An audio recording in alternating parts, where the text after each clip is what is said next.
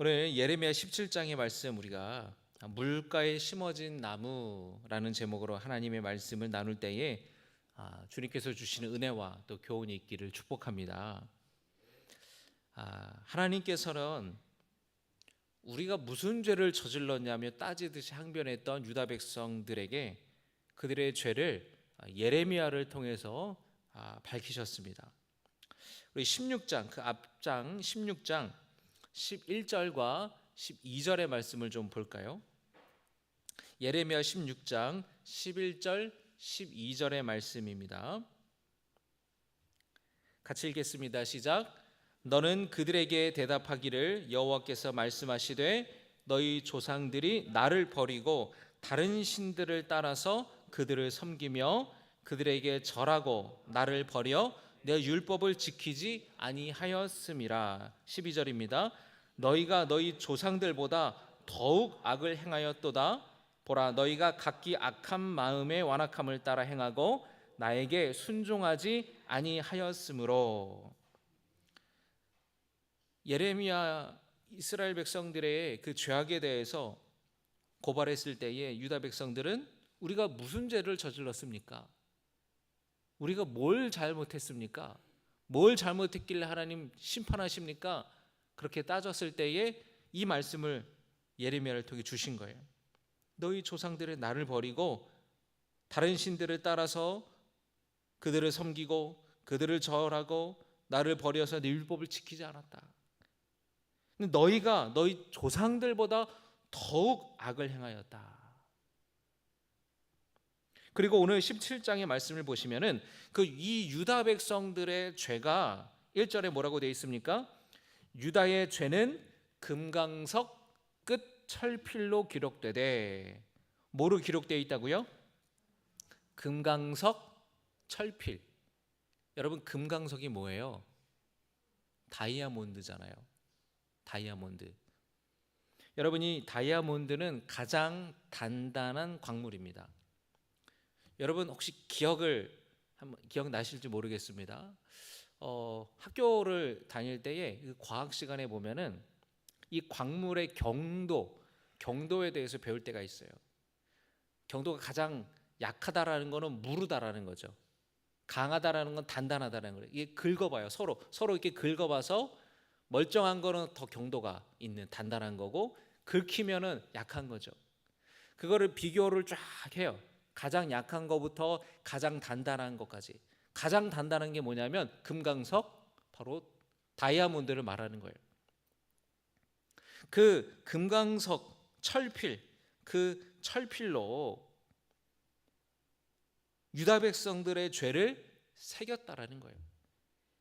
지워지지 않는 거예요. 어디다 새겼다고 얘기합니까? 1절의 말씀 같이 읽겠습니다. 그들의 마음판과 그들의 제단불에 새겨졌거늘. 유다 백성들의 죄가 너무나도 분명하게 지울 수 없이 명백하기에 하나님께서 금강석 철필로 그 죄들을 새겨놨다라는 거예요. 첫 번째로 어디에 새겼다고 말씀하십니까? 마음판에 새겼다는 거예요. 여러분, 마음이라고 한다면은 일반적으로 우리의 생각과 감정을 의미하죠. 우리가 마음이라고 하지만 사실은 그 마음은 이제 현대 과학에서는 이제 뇌를 이제 말하지만, 옛날에는 이제 우리가 마음하면 다 이렇게 가슴에 이제 마음이 있는 곳이라고 생각을 했죠. 뭐 여기든 그 마음에 우리의 생각과 감정을 의미하는 것인데, 그런데 오늘 이 성경에서는 이 마음이라는 거에는 더 깊은 의미가 있습니다. 그건 뭐냐면 이 마음이라고 한다는 것은 그 사람의 인격과 존재의 중심을 의미하는 거예요. 따릅니다. 마음은 인격과 존재의 중심이다.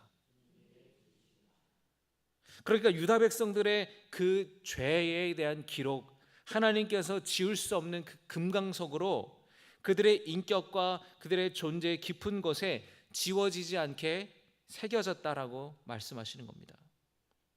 이들이 저질렀던 죄를 하나님께서 얼마나 심각하게 여기셨는지 알 수 있는 대목이죠.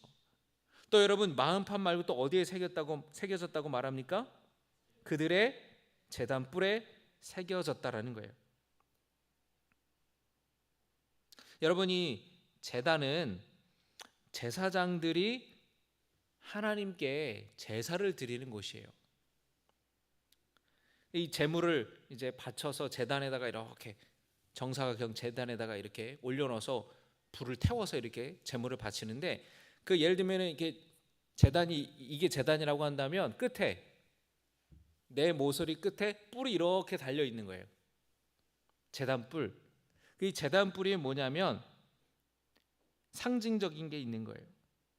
제사장이 희생제사를, 속죄제를, 죄를 사하는 속죄제를 드릴 때에 그 희생 동물, 잡은 제물로 드리기 위해 잡은 제물의 피를 제단 뿔에 발랐습니다. 그 제단 뿔에 그 피를 바른다라는 것은 죄 사함 받는다라는, 정결하게 된다라는 상징적인 의미가 있는 거예요. 제단 뿔에 피를 바르면 죄 사함 받는 거예요, 쉽게 말하면. 그런데 유다 백성들의 그 죄 사함 받는 제단 뿔에 오히려 죄를 새겼다라는 거예요. 그들의 제단 뿔, 피를 바르면 속죄함 받는, 용서함 받는 그 제단 뿔에 그들의 죄가 새겨졌다라는 거예요. 어떤 것으로도 지울 수 없는 금강석으로 새겨졌다. 그만큼 그들의 죄가 너무나도 굉장히 깊고 뿌리 깊은 죄라는 거예요. 그래서 그들의 죄가 그들의 마음판에, 그들의 인격과 그들의 존재 가운데 깊이 새겨질 정도로 그들의 죄가 뿌리 깊었고, 제단뿔에 새겨질 정도로 뿌리 깊었다고 하나님은 비판하시는 거예요. 하나님이, 오해 마세요. 하나님이 새겼다라는 게 아니라 그들의 죄가 그들의 인격과 삶 속에, 그리고 제단뿔에 새겨졌다. 그들은 스스로가 그렇게 새겨졌다라고 얘기하는 거죠. 다시 말하면, 정리하면 그들의 죄가 마음판에 제단뿔에 새겨졌다라는 것은 유다 백성들과 하나님과의 관계가 완전히 망가져서 회복불능 상태에 빠졌다라는 거예요. 완전히 끝났다라는 겁니다. 여러분, 차 사고, 교통사고가 나잖아요. 그러면은 경미한 사고는 어떻게 처리하냐면 수리를 맡기죠.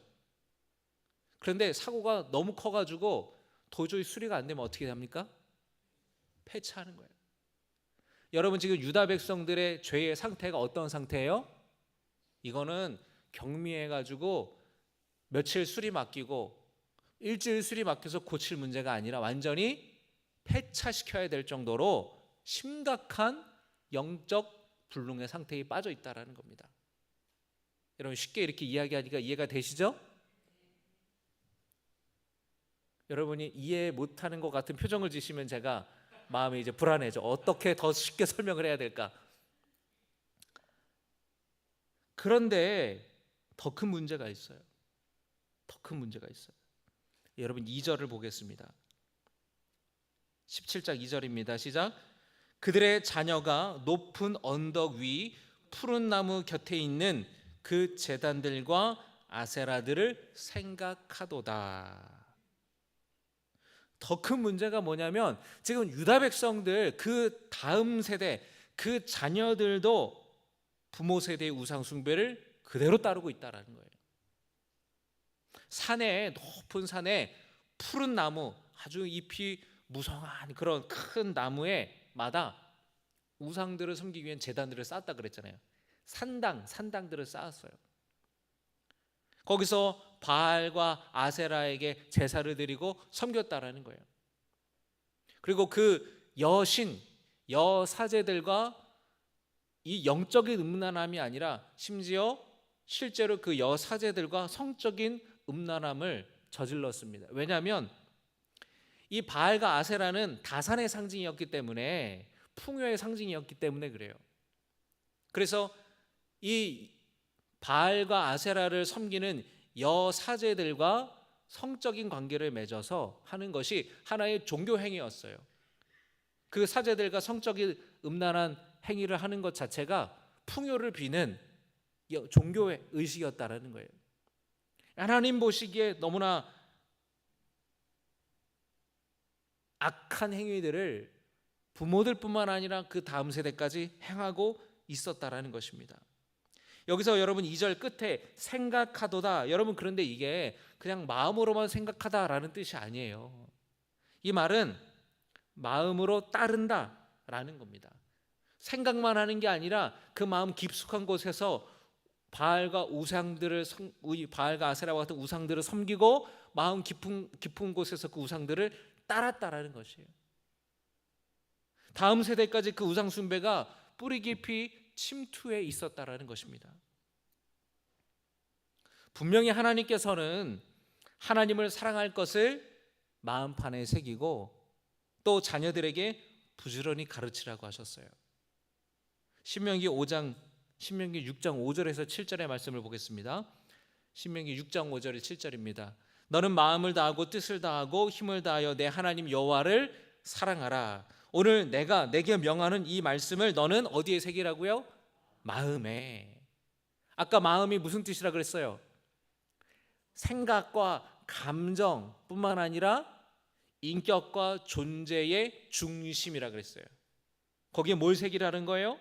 마음을 다해 뜻을 다해 힘을 다해 하나님을 사랑하는 것을, 이 말씀을 새기라 그랬어요.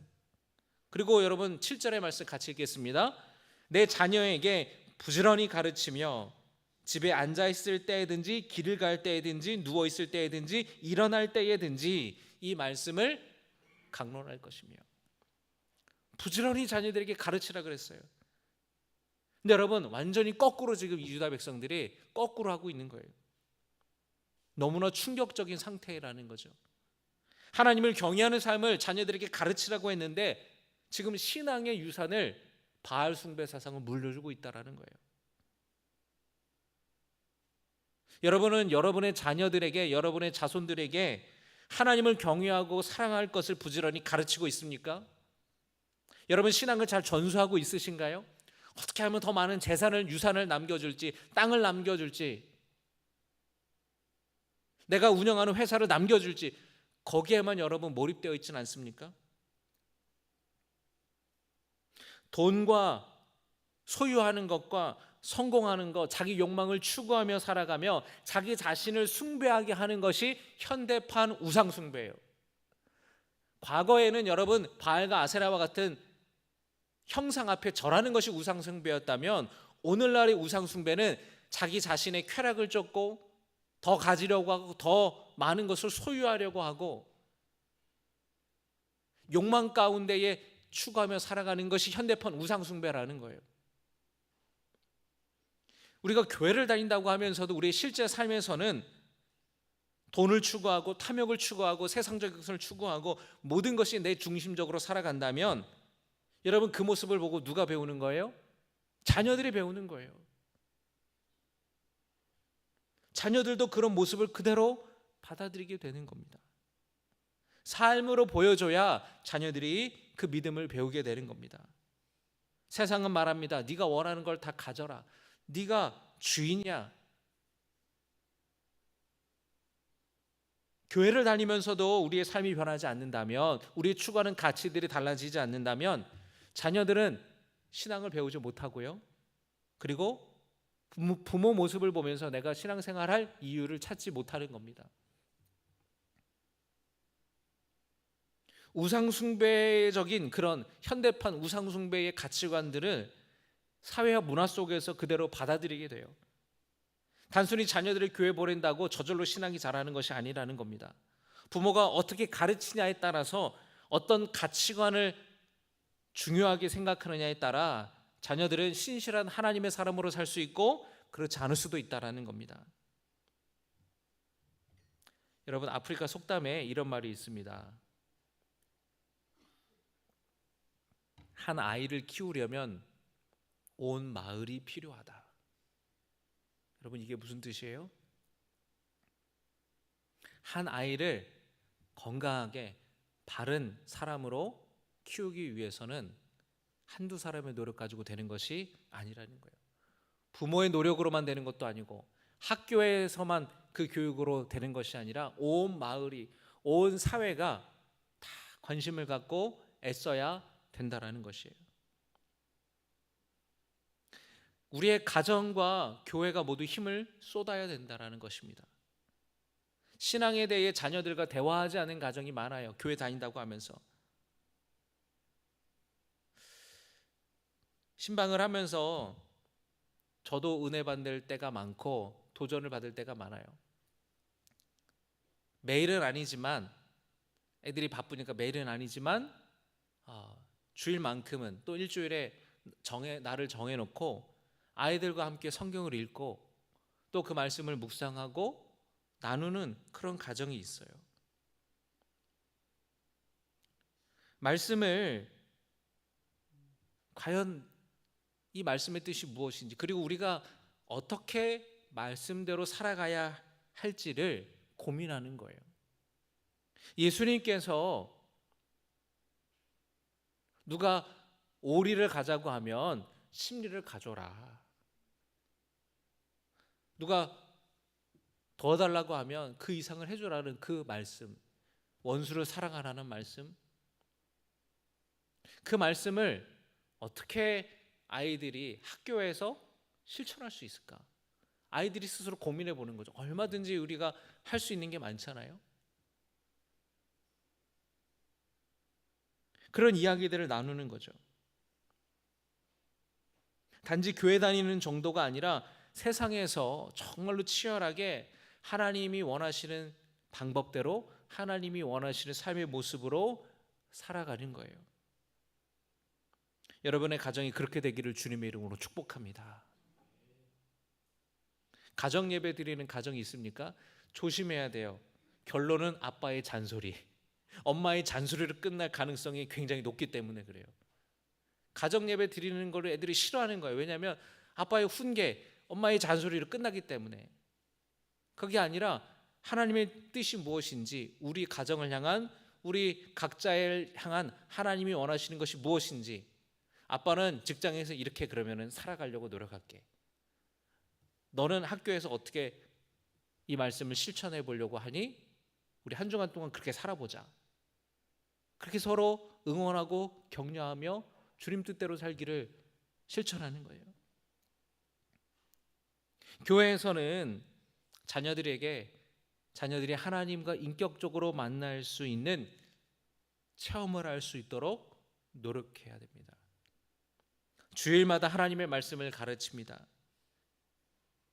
세상은 끊임없이 성공주의, 물질 만능주의, 소비, 유튜브나 드라마나 SNS 같은 미디어를 통해서 잘못된 것들을 가르치고 있어요. 최소한 이 정도는 누려야 되지 않냐?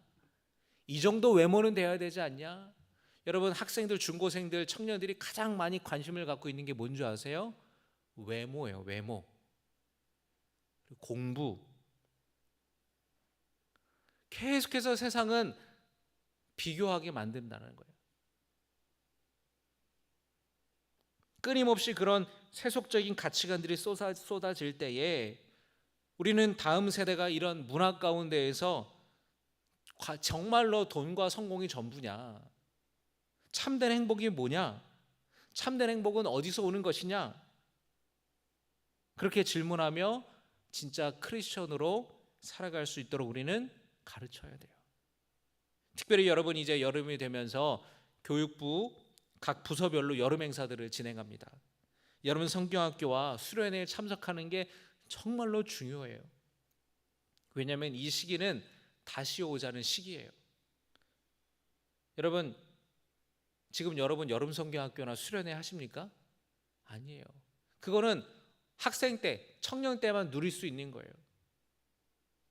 이 시기를 경험하지 않고 넘어가는 게 너무너무 안타까운 거예요. 왜냐하면 학생들을 보면은 여러분 1년 전이 다르고 2년 전이 다르잖아요. 아이들 자라나는 거, 키 크는 거 보세요. 방학 한 번 지나면은 애들이 5cm, 7cm씩 키가 크잖아요. 그들의 생각도 달라지고 가치관도 달라지고 문화도 달라져요. 근데 그 시기를 한번 건너뛴다는 게 얼마나 안타까운 일인지 모릅니다. 다시 오지 않는 중요한 시기예요. 그러니까 방학에 학원을 빠져서라도 수련회 가야 돼요. 방학 때 뭐 특강한다고 그러는데 특강을 빠져서라도 수련회를 보내야 돼요. 그래야 그 아이가 그런 노력도 없이 저절로 아이의 믿음이 자라날 것을 기대하는 것은 불가능한 일입니다. 어느 때보다 주님의 은혜와 사랑을 깊이 체험할 수 있는 때, 여러분 이번에 교육부 여름 행사를 위해서 여러분 기도해 주시기를 부탁을 드립니다. 그리고 여러분들의 자녀들, 여러분의 자손들을 다 여름 성경학교와 수련회에 보내세요.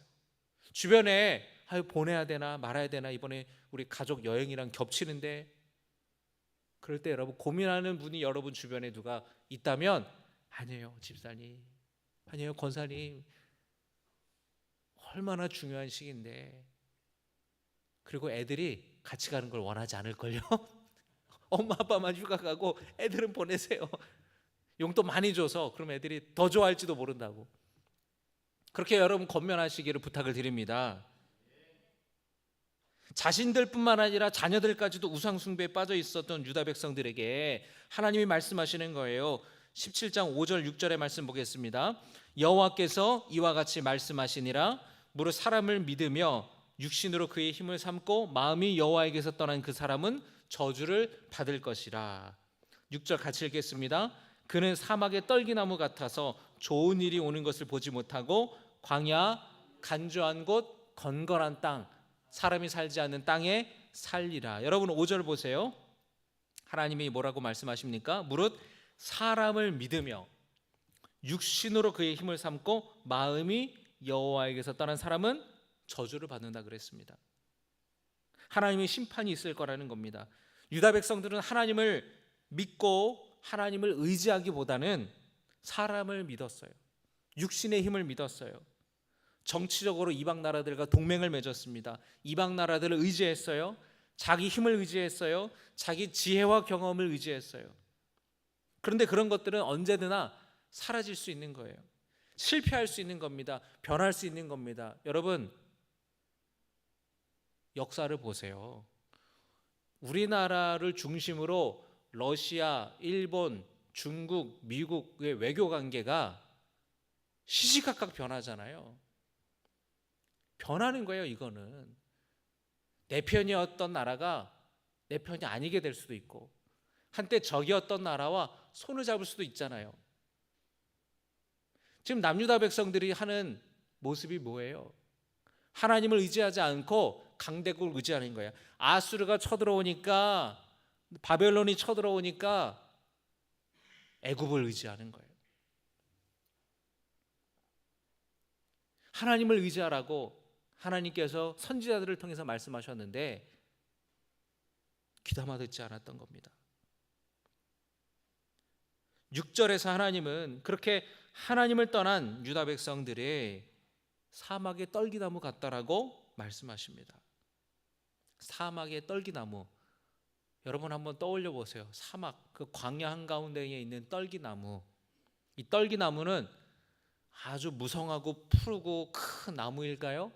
아니에요. 그냥 키 조그만 요 스피커만한 요 조그만한 가시덤불이에요. 가시덤불. 왜 그렇게밖에 될 수 없는 겁니까? 그 땅이 건조한 땅이니까, 물이 없고 영양분이 없어서 간신히 살아남은 신세라는 거예요. 좋은 일이 오는 것을 보지 못한다라는 겁니다. 7절 6절의 말씀에 하나님께로부터 오는 선한 것, 하나님이 주시는 생명, 하나님이 주시는 풍성한 복을 경험하지 못한다라는 소리예요. 반면에 하나님을 신뢰하는 사람에 대해서는 이렇게 말씀합니다. 7절과 8절 우리 같이 읽겠습니다. 시작.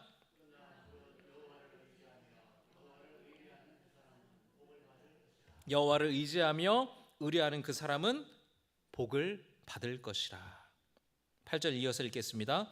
그는 물가에 심어진 나무가 그 뿌리를 강변에 뻗치고 더위가 올지라도 두려워하지 아니하며 그 잎이 청청하며 가무는 해에도 걱정이 없고 결실이 그치지 아니함 같으리라. 할렐루야.